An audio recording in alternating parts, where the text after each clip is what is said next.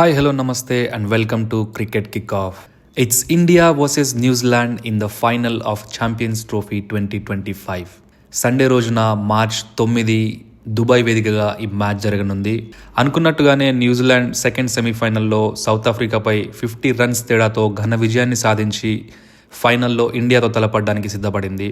Is it going to be another రివెంజా అంటే yes అనే చెప్పొచ్చు. ఎందుకంటే ఒక్కసారి హిస్టరీలో లుక్ వేస్తే ఇయర్ 2000లో కేన్యా వేదికగా జరిగిన ఛాంపియన్స్ ట్రోఫీ ఫైనల్లో దాదా సారథ్యంలోని టీమిండియాను ఓడించి కప్పు గెలుచుకుంది న్యూజిలాండ్. అయితే ఈ మ్యాచ్లో టాస్ ఓడిపోయి బ్యాటింగ్కి వచ్చిన ఇండియాకి చాలా మంచి స్టార్ట్ లభించింది. కెప్టెన్ సౌరవ్ గంగూలీ సెంచరీతో పాటు సచిన్ టెండూల్కర్ హాఫ్ సెంచరీతో ఫస్ట్ వికెట్కి 144 రన్స్ జోడించారు. అయితే టాప్ ఆర్డర్ అద్భుతంగా ఆడిన మిడిల్ ఆర్డర్ వైఫల్యం వల్ల ఇండియా 264 పరుగులు మాత్రమే చేయగలిగింది. 265 పరుగుల లక్ష్య ఛేదనలో వచ్చిన న్యూజిలాండ్ని అనిల్ కుంబ్లే అండ్ వెంకటేష్ ప్రసాద్ విజృంభించి బౌలింగ్ చేయడంతో కివీస్ టాప్ ఆర్డర్ కుప్పకూలింది. అండ్ మ్యాచ్ ఆల్మోస్ట్ ఇండియా సొంతం అనుకునే టైంలో Indian bowlers Ajit Agarkar and Zaheer Khan వైఫల్యంతో Kiwis allrounders Chris Cairns and Chris Harris కలిసి 6th వికెట్కి 122 రన్స్ జోడించి ఇంకొక 2 బాల్స్ మిగిలిండగానే మ్యాచ్ ఖతం చేసి కప్పు కివీస్ సొంతం చేశారు. ఇదొక్కటే కాదు, ఐసీసీ టోర్నమెంట్స్లో ఆస్ట్రేలియాతో పాటు కివీస్ కూడా ఇండియాని ఎప్పటికప్పుడు దెబ్బ మీద దెబ్బ కొడుతూనే ఉంది. 2019 వరల్డ్ కప్ సెమీఫైనల్ ఇప్పటికీ అందరికీ గుర్తుండే ఉంటుంది. ఎంఎస్ ధోని ఆడిన చివరి ఓడిఐ మ్యాచ్ అది. ఆ మ్యాచ్లో కూడా న్యూజిలాండ్ ఇండియాని 18 రన్స్ తేడాతో ఓడించింది. అండ్ ఆల్సో 2021లో జరిగిన ఫస్ట్ వరల్డ్ టెస్ట్ ఛాంపియన్షిప్ ఫైనల్లో న్యూజిలాండ్ ఇండియాని ఓడించి కప్పు తన సొంతం చేసుకుంది. సో కివీస్ని ఏమాత్రం తక్కువ అంచనా వేయడానికి వీల్లేదు. And current champions trophy scenario చూసుకుంటే ఇండియాకి న్యూజిలాండే పర్ఫెక్ట్ ఆపోజిషన్ అని చెప్పొచ్చు. వాళ్ళ టీం అందరూ చాలా మంచి ఫామ్లో ఉన్నారు. బ్యాటింగ్లోను, బౌలింగ్లోను, ఫీల్డింగ్లోను అద్భుతంగా రాణిస్తున్నారు. అయితే ఇండియాతో జరగబోయే ఫైనల్లో ఆ టీంని ఓడించాలి అంటే మెయిన్గా మనం ఆపాల్సింది వాళ్ళ ఇద్దరు బ్యాట్స్మెన్ని. ఒకరు రచిన్ రవీంద్ర అండ్ మన కేన్ మామ. రచిన్ రవీంద్ర చాలా ఎఫర్ట్లెస్గా సెంచరీ మీద సెంచరీస్ కొడుతూ చాలా బాగా ఆడుతున్నాడు, చాలా అద్భుతంగా ఆడుతున్నాడు. అండ్ అదే కాకుండా బౌలింగ్లో కూడా అద్భుతంగా రాణిస్తున్నాడు. అండ్ దుబాయ్ లాంటి పిచ్ మీద తను ఒక క్రూషియల్ బౌలర్ అయ్యే అవకాశం డెఫినెట్లీ ఉంది.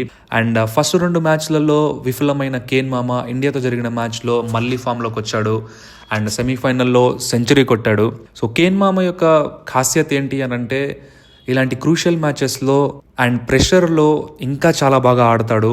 వీళ్ళతో పాటు వాళ్ళ కెప్టెన్ మిచెల్ శాంట్నర్ అయితే చాలా అద్భుతమైన ఫామ్లో ఉన్నాడు.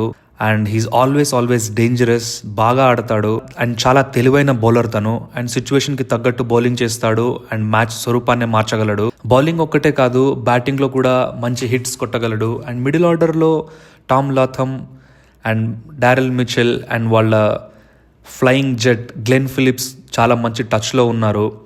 అండ్ బౌలింగ్లో కూడా మ్యాట్ హెన్రీ అండ్ బ్రేస్వెల్తో పాటు ఓవరాల్గా న్యూజిలాండ్ చాలా స్ట్రాంగ్గా కనిపిస్తుంది. And it's not going to be easy for India for sure. I think it's going to be one of the best matches of Champions Trophy 2025 అని నాకు అనిపిస్తుంది.